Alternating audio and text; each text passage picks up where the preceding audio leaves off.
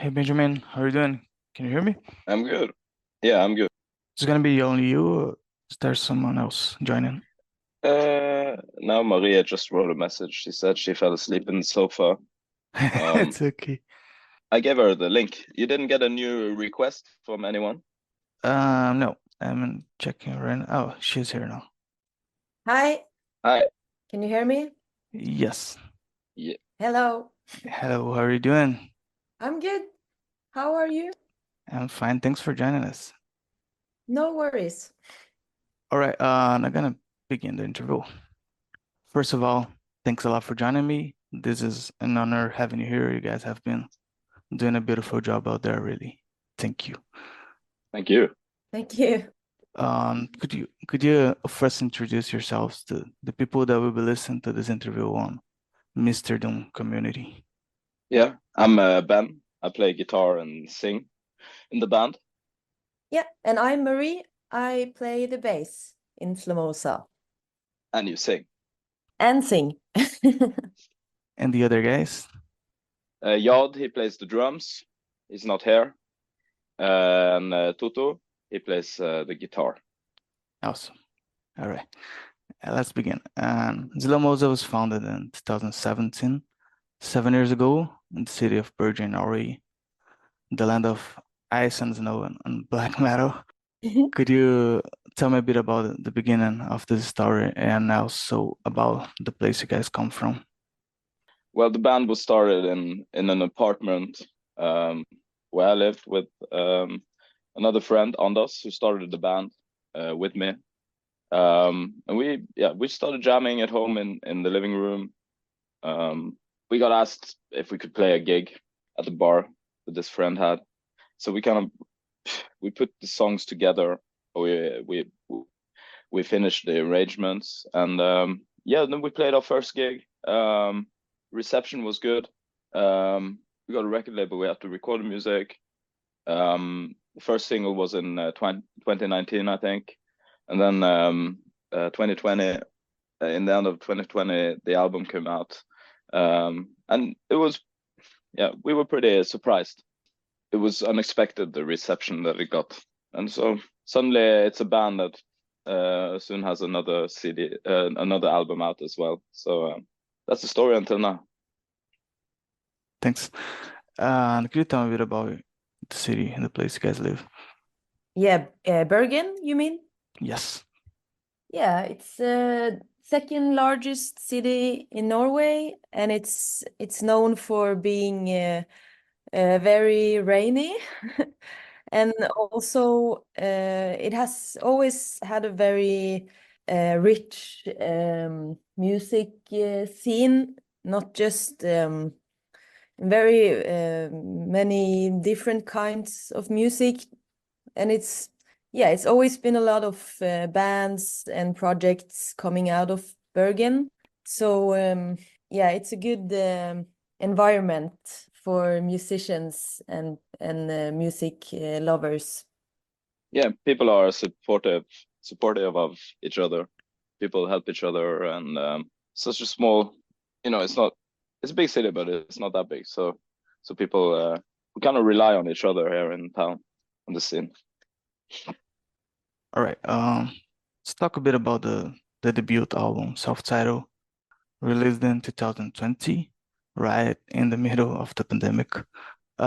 Could you first talk about how was writing and producing this material, and then we can dive a bit into the songs. This was written.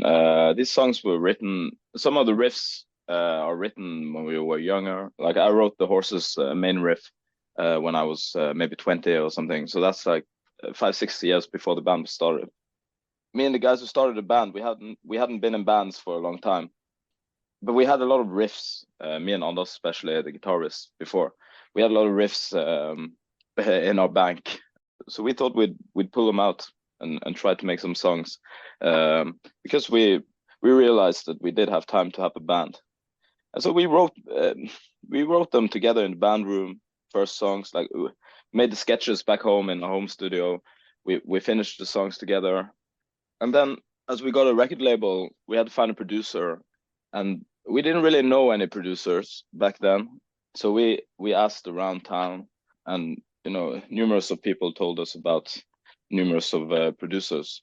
So we got a lot of names, but in the end, we chose Eirik, who hadn't, he hadn't done this type of music really.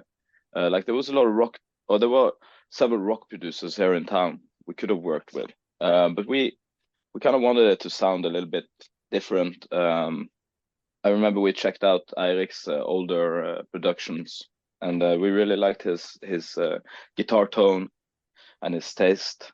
So we decided to work with this guy who was a shoegaze. He was more like a shoegaze or indie producer. But I think that kind of attributed to us getting a sound, our own sound, at least the sound we wanted to have. Cool. And who did the cameo art on the cover? That's Elsa, who's done a lot of our graphic stuff. She was my girlfriend back then. She did all the arts, even for the single and Rise. Yeah. She also makes. She's also made it for the next album, or the album that is coming. Cool. We're gonna talk about that. Very excited for it. All right. I picked 3 of my favorite songs from the album. That was quite hard. Such a good album. And I wanted to tell me a bit about each one of them. The first one has to be Horses, obviously. Such a massive hit and super funny video. Could you tell me a bit about this one, about how I was making the video and also the meaning behind the lyrics? Well, yeah, the video was made by a friend of mine, a childhood friend of mine, who got into animation a couple of years ago. You mean he made the Cabin Fever video? Oh no, fuck! You mean the Horses video? Yeah. Oh yeah, okay. Yeah, sorry, I was thinking about Cabin. Yeah. The video was made. Actually, it was some people we met in Oslo, which is another city in Norway, and they were big fans of the band, but we didn't know them, but we kind of got to know them as they were attending our concerts, and we met them at several of the Desert Fest events in Europe as well. And then they just told us that they wanted to make a video and had lots of cool ideas that we really liked. So we just we got to know them, and then they made the video. Yeah, they have like a horse club, they call it. They are like a group of rock fans who have this like horse theme in common, and so it's just become a thing. So now people pop up everywhere where we play. They pop up with masks on them. I saw that on Freak Valley, I guess. Yeah, Freak Valley everywhere, and this is just because of a group of friends in Oslo. Cool. And what's the meaning behind the lyrics? That song, really, it's just a song of it's kind of like a satisfaction of bad people getting caught. As the lyrics were kind of written. I think Me Too was a very big thing when the lyrics were written, but it wasn't like it wasn't a Me Too song, but it was kind of the feeling of watching people who had been in power and had mistreated people for decades after decades finally getting revealed, and like kind of satisfying to see the shock in their faces when they realize that they can't keep going. So I think the lyrics kind of speak to a theme like that. It does have like a personal meaning in that case as well for me. But a friend said when it came out, he said he listened to the lyrics and he said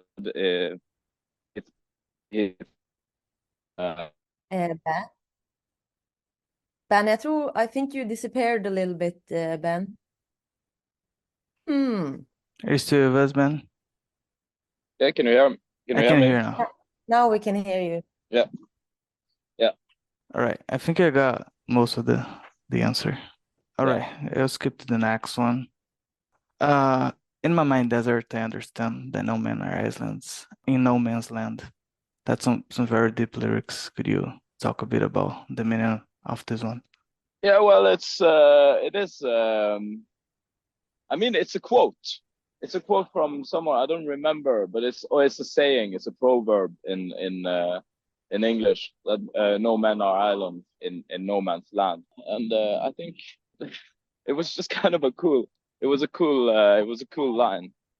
It was a cool line, and just that was kind of the main motivation about it with that sentence. But I mean, in my man's desert, I understand that no men are islands in no man's land. I mean, there's no men in no man's land, so they can't be islands. Does that make sense at all? I don't know. Yeah, it does. It sounds like someone that's having a very reflexive time about its life. Yeah, yeah. And I mean, the whole lyrics are kind of the whole song is kind of like an ironic reflection of my life at the time I wrote the lyrics. So in my eyes, it's when I sing the lyrics, I kind of for me it's a bit more funny. Like the song is a little bit funny in my ears because it's quite naive, and it's also it is kind of a ironic take on life at the moment. Last one, my favorite one ever. There is nothing new under the sun. It's the single from the album, super catchy. Could you talk a bit about this one? Mm-hmm. Well, that was very heavily influenced by early Queens of Stone Age, obviously. Yes, sounds a lot like. I always had the kick on the song from the self-titled album. It was called. It had the riff. It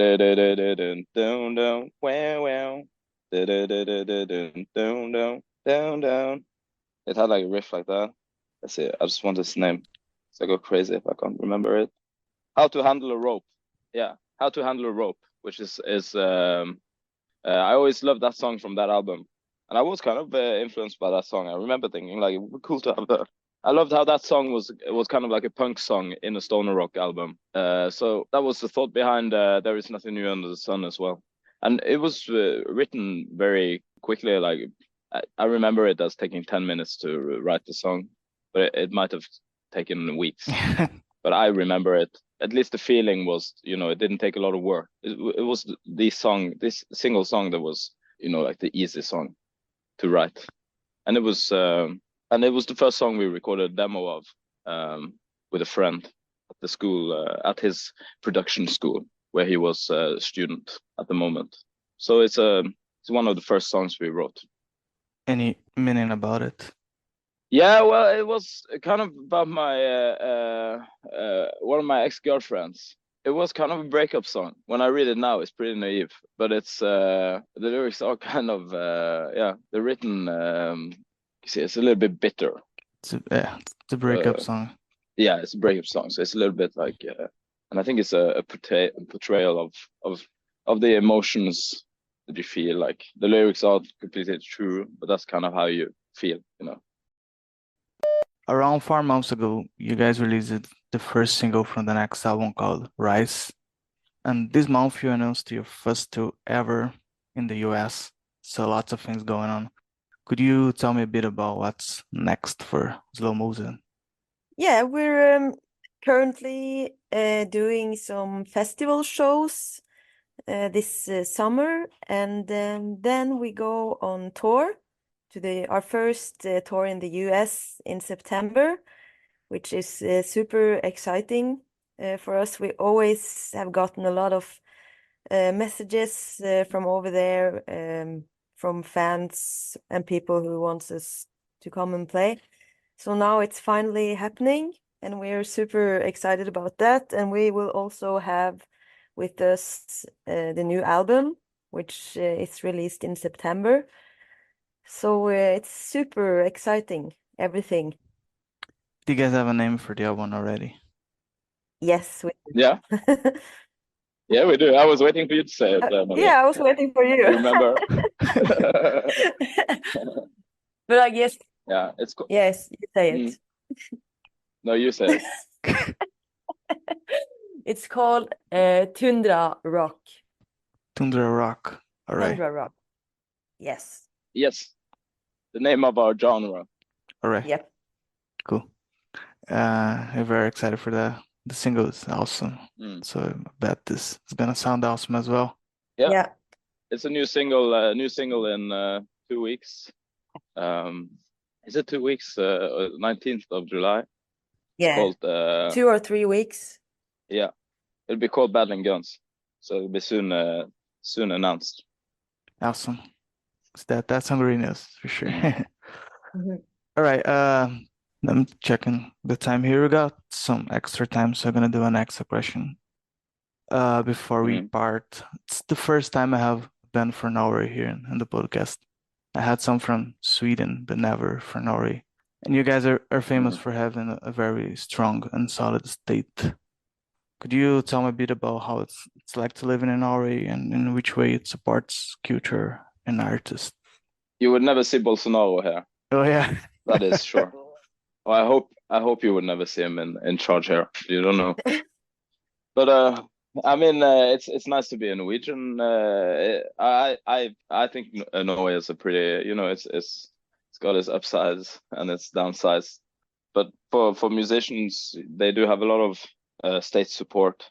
Like we can apply for grants. So the state or the city, depends on where you are. They can support, the recording of your album. They can give tour support. And also there are organizations in Norway who work with the export of Norwegian music. So they can also counsel Norwegian bands and artists when it comes to touring abroad and stuff like that. So it's a small country, so I think it's pretty easy to make stuff that helps the musicians here. Yeah. What do you think, Maria? No, I'm just really the same that you said. We're not that many people, and we have it's more for everyone, if you get what I mean.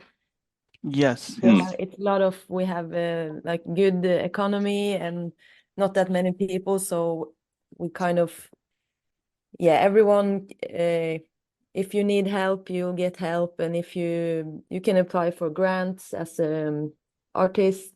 So it's I think we're very lucky. Yeah, and also it pays well. Gigs in Norway, you also get paid as a new artist. Most likely. It's very important. Yeah. Mm. That was an absolute pleasure having you here. Would you like to send the last message to people that will be listening to this interview on the Amsterdam community? I hope somebody from Brazil will book us. Yeah. Book us. Book us. Book us to Brazil.